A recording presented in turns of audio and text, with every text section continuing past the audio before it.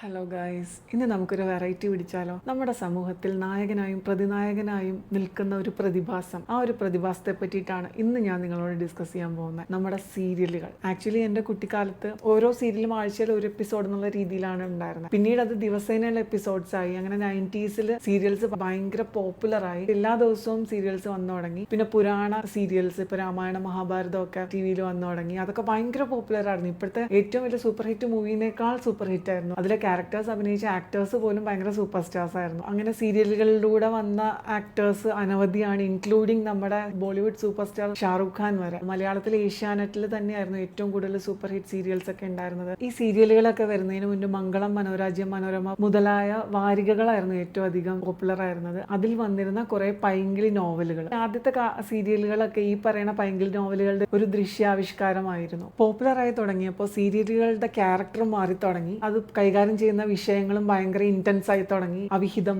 ഒളിച്ചോട്ടം, അമ്മായിയമ്മ പോര്, ആത്മഹത്യ മുതലായിട്ടുള്ള ഇന്റൻസ് ആയിട്ടുള്ള സബ്ജക്ട്സിൽ കൈവച്ച് തുടങ്ങി സീരിയൽസ്. അതോടുകൂടി സമൂഹം ഇടപെട്ട് തുടങ്ങി. പലരും സീരിയലുകളൊക്കെ പോപ്പുലർ ആവുന്നതിന് മുന്നേ സന്ധ്യാനാമവും അതുപോലെ കുടുംബസംഗമവും കുടുംബം ഒന്നിച്ച് ഇരുന്നുള്ള അത്താഴം ഉണ്ണലും ഒക്കെ ആയിട്ടുള്ള ഒരു ക്വാളിറ്റി ടൈമാണ് സീരിയലുകൾ അപഹരിച്ചു തുടങ്ങിയത്. സീരിയലുകൾ കുടുംബ ബന്ധങ്ങളെ ബാധിച്ചു തുടങ്ങി എന്നൊക്കെ പറഞ്ഞിട്ട് ഭയങ്കര വിമർശനങ്ങളൊക്കെ ആ സമയത്ത് വന്നു തുടങ്ങി. അങ്ങനെ കുറെ പേര് സീരിയലിനെതിരായി. സീരിയലിൽ കാണുന്നത് എന്തോ പുച്ഛം പോലെയായി. ഒരു പരിധി വരെ അതൊക്കെ ശരിയാണെന്ന് എനിക്കും തോന്നിയിരുന്നു കേട്ടോ. എൻ്റെ അമ്മ ഭയങ്കര സീരിയൽ അഡിക്റ്റ് ആയിരുന്നു.